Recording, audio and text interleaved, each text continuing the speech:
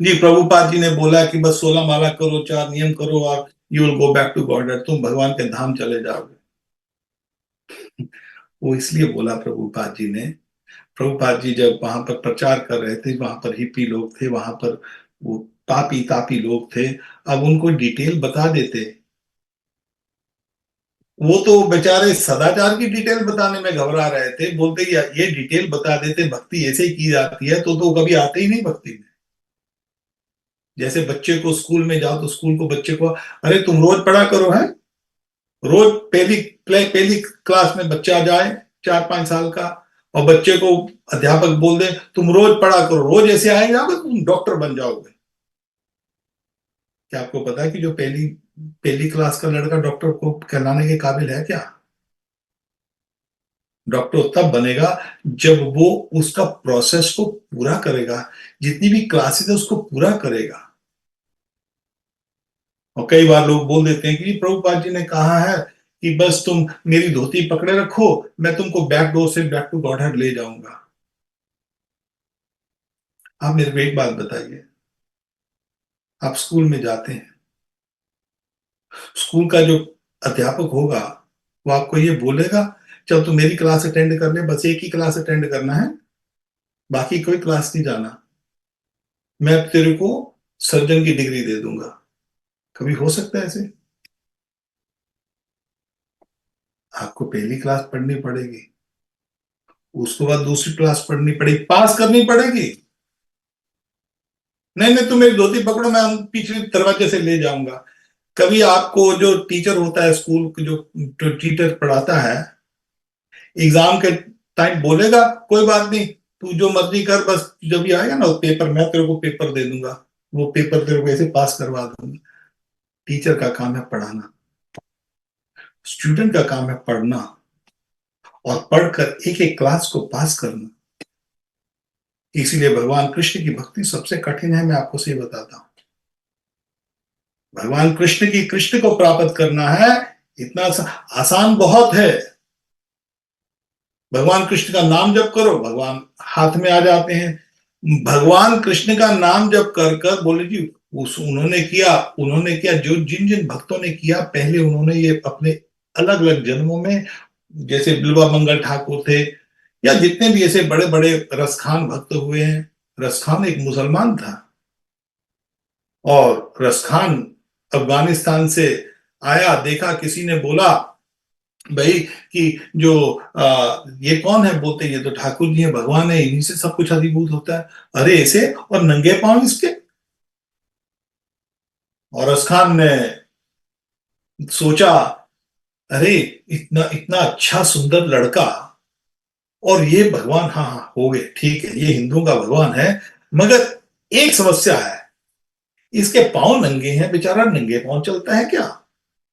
वहां से उसने वो जो जो अफगानी जूते होते हैं वो लिए, साथ में वो किशमिश, जो भी बादाम, और जो जो भी कुछ वहां का जो खाजा होता है, जो ड्राई फ्रूट होता है वगैरह, सब कुछ लिया, बांधा, और बस कृष्ण की सोच में करते करते, सोचते सोचते यहाँ पर वृंदावन पहुंच गया। अब सोचते सोचते वृंदावन पहुंचा, तो वृंदावन पहुंच कर उसने उसको अंदर नहीं आने दिया, तो मुसलमान है, मुसलमान की वेशभूषा है, और भगवान कृष्ण के लिए वस्त्र भी लेके आया, जूता भी लेके आया। बस ऐसी ठाकुर की कृपा हुई कि भगवान का नाम लेता रहा। और फिर एक दिन क्या हुआ कि जो वहां पर दलीत पर बैठे बैठे प्राण त्याग दिए, और जब सब लोग वहां पर खोलते हैं मंदिर, तो बिहारी जी ने रसखान के कपड़े पहने हुए हैं, रसखान का तुरला पहना हुआ है, और रसखान के जूते पहने हुए हैं। अब आप बोलेंगे रसखान को तो इतने आसानी से मिल गए, इतनी आसानी से मिल गए?